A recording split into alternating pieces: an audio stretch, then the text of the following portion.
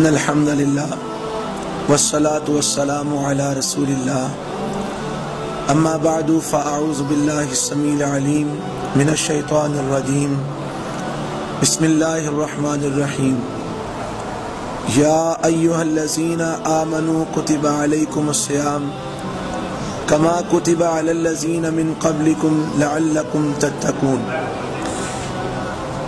اے ایمان والو، تم پر روزے فرض کیے گئے ہیں جس طرح تم سے پہلے لوگوں پر فرض کیے گئے تھے تاکہ تم متقی پرہیزگار بن جاؤ۔ اللہ تعالیٰ نے قرآن مجید کے اس مقام پر اہل ایمان کو یہ بات کہی ہے کہ اللہ نے تم پر روزے اسی طرح فرض کیے ہیں جس طرح تم سے پہلی امتوں پر بھی فرض تھے، اور روزوں کی فرضیت کا جو مقصد اللہ تعالیٰ نے بیان کیا ہے وہ یہ کہ لعلکم تتقون، تاکہ تم متقی بن جاؤ، پرہیزگار بن جاؤ۔ تقوی اور پرہیزگاری یہ وہ مقصد ہے جو اللہ تعالیٰ نے روزے کا یہاں پر بیان کیا ہے۔ سوال یہ پیدا ہوتا ہے کہ انسان روزہ رکھ کے متقی کس طرح بنتا ہے، پرہیزگار کس طرح بنتا ہے۔ حدیث میں آتا ہے رسول اکرم جناب محمد رسول اللہ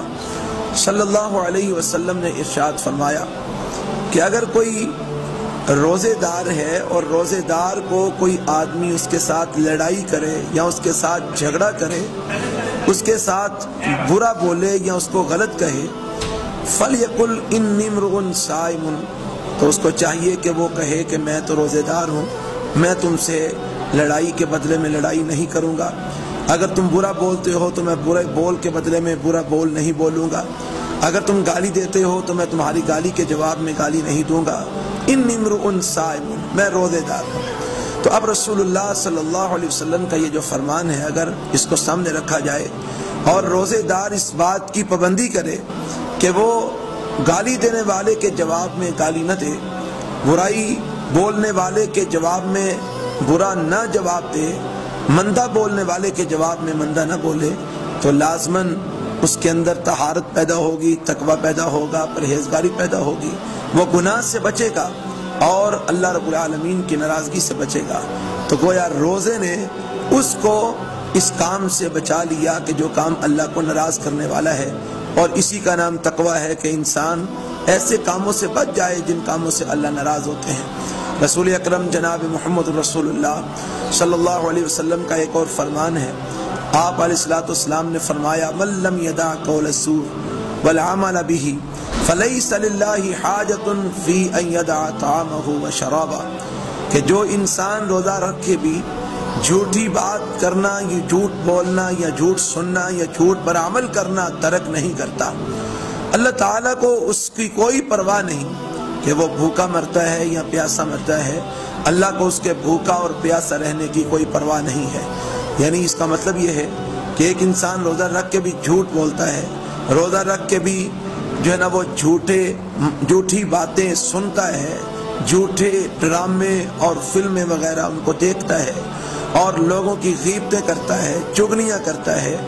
اور لوگوں کی پگڑیاں اچھالتا ہے، جہالت والے کام کرتا ہے، تو ایسے انسان کے روزے کا اس کو کوئی فائدہ نہیں۔ روزے کا تقاضا یہ ہے کہ روزہ رکھ کے انسان جھوٹ سے بچ جائے، کسی کی غیبت کرنے سے بچ جائے، کسی کی چغلی کھانے سے بچ جائے، کسی پر الزام تراشی کرنے سے بچ جائے، کسی کو گالی دینے سے بچ جائے، کسی کو مندہ بولنے سے بچ جائے، جھوٹ بولنے سے اور جھوٹی بات دیکھنے اور سننے اور جھوٹ پر عمل کرنے سے بچ جائے۔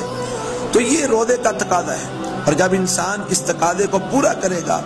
تو یہ روزہ اس انسان کو متقی بنائے گا، پرہیزگار بنائے گا، اور جب یہ انسان متقی بن جائے گا، پرہیزگار بن جائے گا، اور اس کے مطابق اللہ کے حکم کے مطابق اپنا روزہ نبھائے گا، تو اس کا فائدہ کیا ہے؟ رسول اکرم جناب محمد رسول اللہ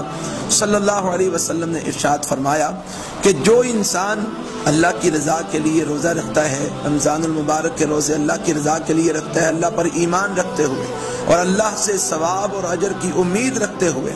فرمایا اللہ تعالیٰ غفر لہ ما تقدم من ذنبہ،